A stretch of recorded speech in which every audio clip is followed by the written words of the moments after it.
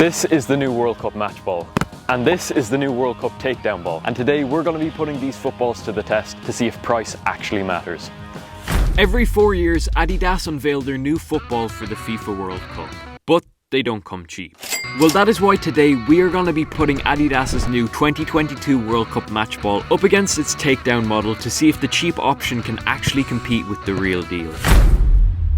So the first test we have today is the blindfold test, and here to help us out with this challenge is our goalkeeper, Sean. Hello. So for the first test today, we are going to be blindfolding Sean, and he is going to have to try and guess what the most expensive football is. Okay, he definitely can't see anything.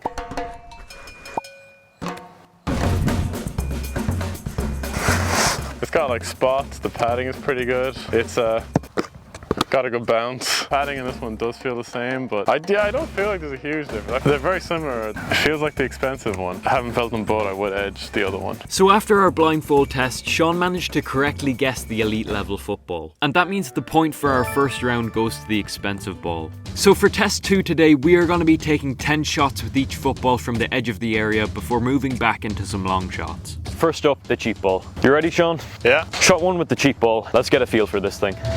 Lionel Messi, no. Not quite what I had planned. So far this ball isn't actually feeling too bad. The movement, it's a bit chaotic. Let's try and get a bit of movement on this one. That was actually madness. Already I'm seeing so much movement on this football. I'm gonna hit a prime Cristiano Ronaldo knuckleball with this thing. Hello, I'm Cristiano Ronaldo. Very false. The dip this thing can get is absolutely crazy. Shot number 7. I still think we're yet to score a goal with this. That's just a great save. It's very reactionary, that ball. You save it, I have to look at the hand more. I can't even tell where I'm gonna hit this next one because this thing just moves like crazy.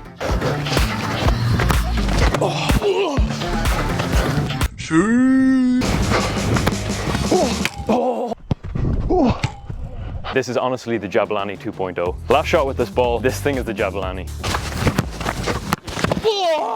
I'll take it. Le ballon expensive. Oui. Alright, onto the expensive ball now. Hopefully this thing performs a bit better than the absolute wind floater of the cheap ball we have. Gonna go with a free kick for this first shot. Already this thing is feeling a lot zippier than the cheap one. Shot 2 with this thing, feeling a lot more confident hitting this. Let's get a top bin screamer with this one. Save. This ball is feeling a lot more reactive than the cheap one. I'm liking this ball so far. I liked the ball until then. Shot 6 with the expensive ball. Already this thing is feeling a lot more premium. Let's smash this one top bins.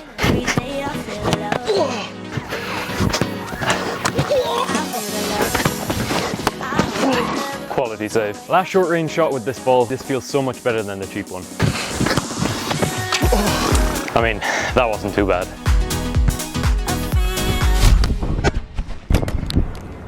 Alright, on to some long shots now. Starting off with the cheap ball again. Let's try and fizz this thing. This thing is honestly just a beach ball. Billy Wingrove taught me this one.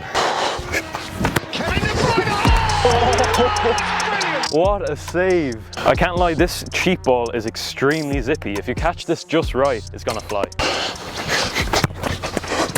Covered. Are you sure about that? This is shot number 5 with the cheap ball. So far, this thing is just all over the place. It's not looking good, bruv. Oh, the way that thing flew in.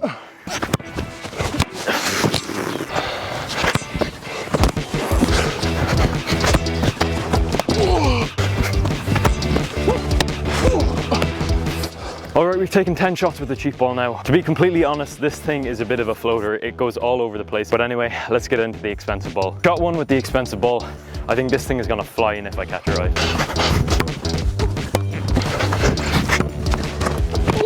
I don't know if it's the padding on this ball, but if you catch it just right, it feels a lot more responsive than the cheap one. Oh, the movement on that was crazy. Oh. So we're halfway through the shots with the expensive ball, and from long range, this one just feels like a completely different ball from the cheap one. What I'm finding with the expensive ball is that it just has a much larger sweet spot than the cheap one. So if you catch this right, it's just gonna fly.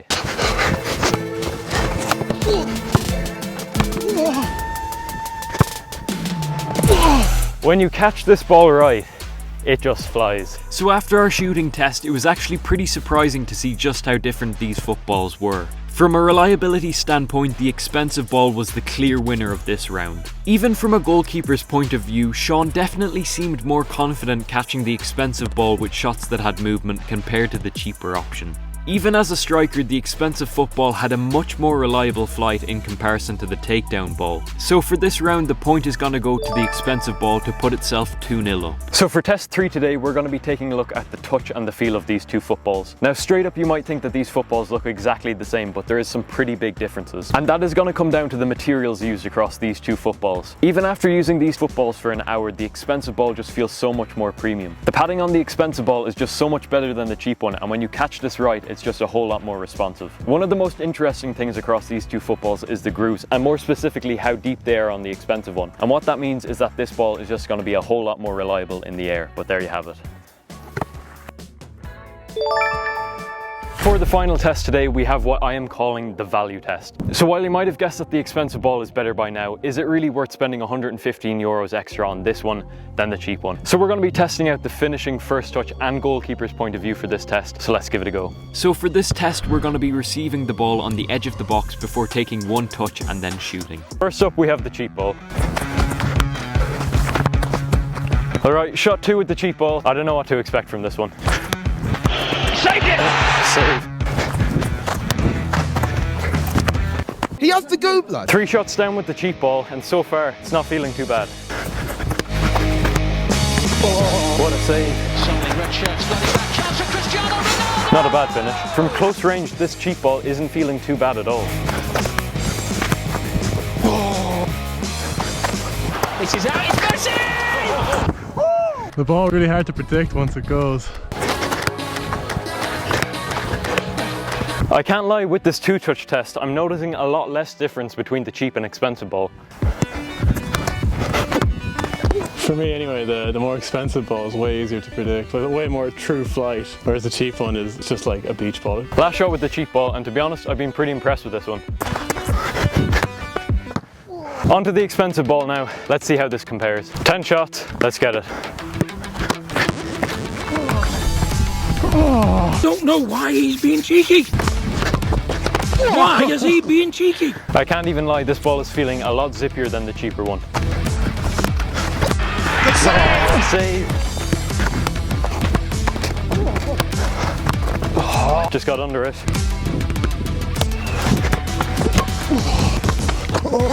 Last 2 shots with this ball, I'm loving the expensive one.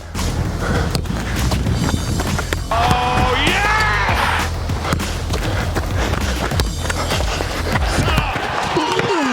And cut. So after 4 tests today, I think it's fair to say that the winner is the expensive ball. But is it worth 4 times more than the cheap one? No, it isn't. For elite athletes, you're going to notice like a 20 to 25% better performance with the expensive one, but for most people, the cheap ball will do just fine.